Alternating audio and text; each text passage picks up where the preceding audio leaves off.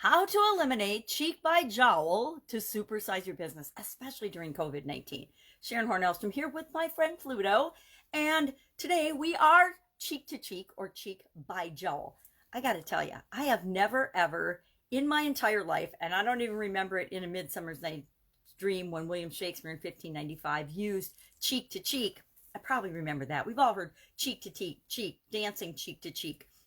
But cheek by jowl, in my experience, I don't recall ever hearing this expression, much less using it. Now, when I think of jowls, the reason I got Pluto is because I think of dogs and they have their like kind of flabby cheeks and lips, especially depending on the different type of breed of dogs.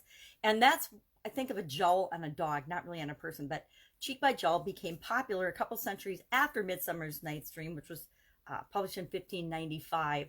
And I'm not sure where it became popular, maybe in England, because I've never heard it in my neck of the woods before. But it means in close proximity, packed together. I think of packed like sardines more than I think of cheek by jowl. It reminds me of when we were kids, when we were teenagers, before the laws changed and you couldn't have more than one other kid your age, or if you were, I had a probationary license, at least in the state of Wisconsin.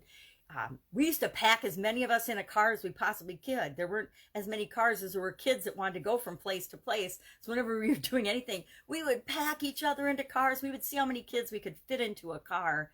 That old cartoon of, you know, how many people or how many clowns can get out of a tiny car or out of a Volkswagen. We used to actually do that. I might be aging myself when I say that, but we would do things like that. Good, clean fun to be in close proximity. And that was, of course, before COVID-19, when we didn't, when we had to physically separate from one another.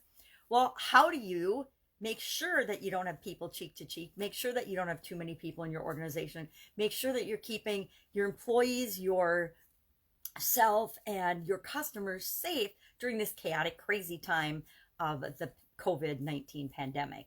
Well, number one, we have to rethink the way we've always done things. One of my most dreaded phrases is, well, that's just the way we've always done it. Guess what? We need to knock that phrase out of our vocabulary, just like when we knock a word out of our vocabulary. We need to get rid of that once and for all and forget about this is the way we've always done things. This is how we do things now, and this is how we're moving to do things in the future. So how are we doing things now?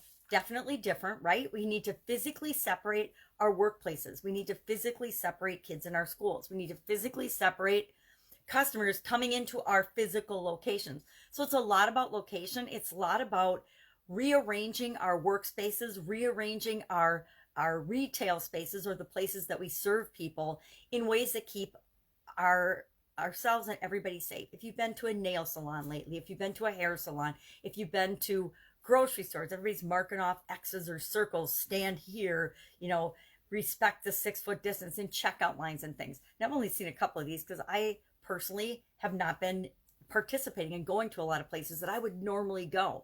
So how do we reimagine our businesses? We get creative. We think outside the way we've always thought before. We think outside the way we've always done things. We look for new solutions and we focus on solutions because guess what? Absolutely everything any of us are facing right now, there are solutions for. And they don't have to be super complicated, hard to figure out, difficult solutions, right? I could go into details of different environments and industries that I've experienced and helped with, but sometimes we try to overcomplicate things when if we just keep it simple, the simplest solution is usually the fastest, quickest, and easiest to implement. And it's usually the best solution for changing dynamic times. So look for creative solutions, find ways and different ways to serve people. Use technology. I would say coronavirus has been probably the biggest boon for transitioning businesses from the offline to the online world of all time. It has in a few months period bridged the chasm that was people's fear of jumping into the online world, and it's made it a necessity. Online ordering, curbside delivery, delivery and pickup, phone orders, things that businesses have been trying to do for a decade or more. I know of some personal examples where businesses had been saying, oh, we want to do a curbside thing. And they never did it. It was never the right time. And all of a sudden COVID hit and boom, they are having as many or more sales with curbside pickup than they did when they had people coming into their business. So anything is possible if we open up our minds and put on our thinking caps and our creativity, and we decide we're going to figure stuff out. We always will figure it out. So curious what you're doing to not be cheek by jowl, to keep people separate, physically separated. Remember, physical separation is not social separation. Socially, we can still connect through technology and things, and by physically separating, we can still get together. Can we have big crowd gatherings and concerts and things? No, but guess what? We'll figure that stuff out as well. I mean, people are using technology to do online seminars, online courses, online events, day-long online events. Are using technology, and I've participated in some of those.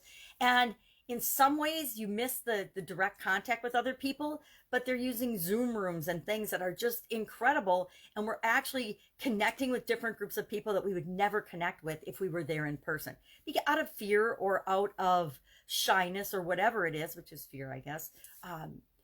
It's actually, I found the experience even better in some ways than the actual traveling and going to events. So there's always an upside to everything. That's it. That's our idiom for today. I would love to know if you have actually heard of or used this particular expression, cheek by jowl, because it's one of the few that I've actually got zero personal experience with. All right, have an awesome day. I'll be with you tomorrow with another interesting idiom. What does it mean? Where does it come from? And how might you use it in your business right now?